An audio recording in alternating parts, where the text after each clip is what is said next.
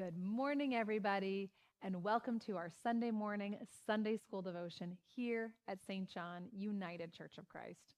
I'm Pastor Jana Myers, and I'm super excited that you are here. You have made it. You're almost 1 month into 2024, and you are keeping up your resolution, I'm sure, to be in Sunday school every week, right?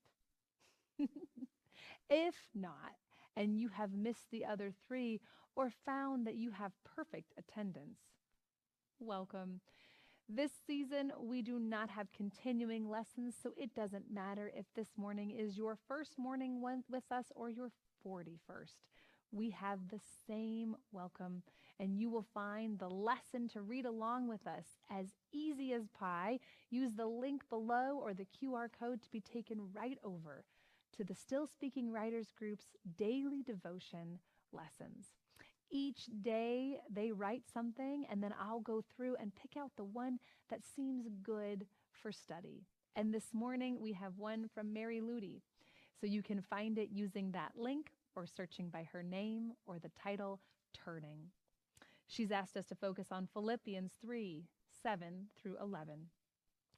Whatever gains I had, I have come to regard as a loss for Christ's sake. For him I have suffered the loss of all things and regard them as rubbish, in order that I may be found in him. Our author writes, in a famous story about the young Francis of Assisi, he came across a leper in the road. Townspeople regarded lepers warily, but often showed compassion, offering them a loaf or a coin, if, that is, they could get past their revulsion. Francis never could. Yet that day, impelled by some mysterious inevitability, this wealthy young libertine dismounted, knelt before an afflicted man, and kissed his disfigured hand. After, Francis began attracting followers.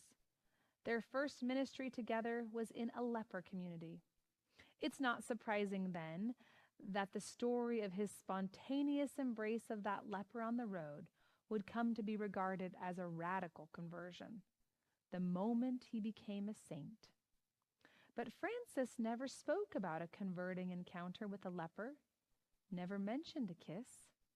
Instead, in his final testament, he simply recalled that God had led him among lepers, to live with them and to share their lot. It was this daily rub that gradually drew him out of the world and into Christ's arms.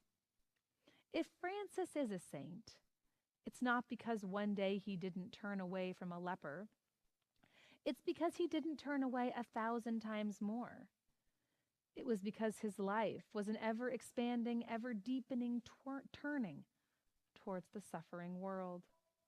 Most of us are good at spontaneous gestures of compassion, but holiness is a discipline, a way of life.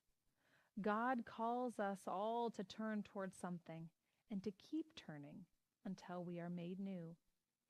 As a dying Francis said to his brothers, I've done what God gave me to do. May you do what is yours. I think this is such a powerful reminder, especially as we end January, when we have so much pressure to have kept up those resolutions, or the guilt that we didn't and we sort of laugh it off, that somehow we took up a task and we did it once or twice with vigor and energy because the novelty was fun. But the faithful commitment of that decision didn't stick around. And so we start to feel uncomfortable. The truth is, St. Francis, an incredible person, said it in his own words. God led him to a life among the lepers. Not so much a fantastic and spontaneous conversion as much as a faithful devotion. Faithfully keeping up the hard thing, not just the first week or the first year or the first 10 years, but daily, over and over again.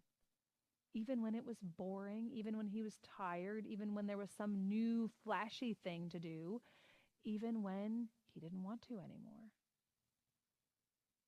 But feeling that he was committed and called by God to do this thing, he persisted. And as I was reading this, I couldn't help but think of our own third Thursday meal. Now, certainly we don't feed lepers or anything like that. We just feed our neighbors.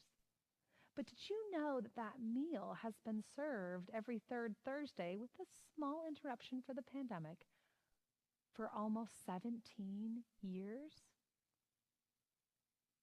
And in that time, it's not been something that everyone has maybe wanted to do every time. It isn't something that has been flashy or new, and certainly the people who have helped have changed and grown, and the meal has changed and grown. But 12 times a year, for 17 years, food has been prepared and served with love.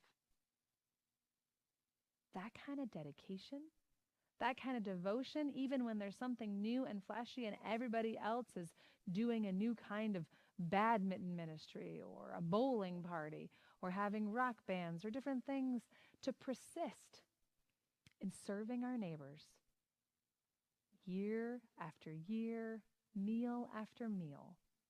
This is the way that we do what God has given us to do. So I don't know if you've had a chance to work at it, to serve in it, to eat at it, but it is the case that there is a meal for you every third Thursday at this church, because that is what God has given us to do, to feed our neighbors. And the next time you think, it's third Thursday again, I don't want to make another dessert, I'd really rather eat out, I don't want to help clean up or take out the trash, be reminded of St. Francis and think, it's not just the one time, it's every time. This is how I come to follow God: faithful devotion and dedication. So whether or not you have a third Thursday in your life, maybe you need one, then of course come join us. But the task that God has put before you and given to you, even when it is tiring, even when it is hard, even when you don't want to do it anymore,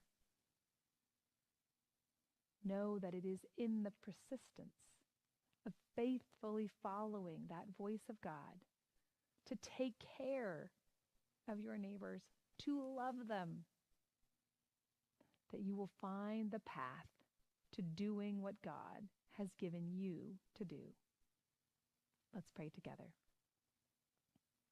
Turn me towards what is mine, O Christ, and keep turning me my whole life long. I hope you'll turn towards worship this morning and come and see that it is always ours to worship and praise our God. It is always ours to love and serve our neighbor, this morning and every morning. So I'll see you right back here at 10.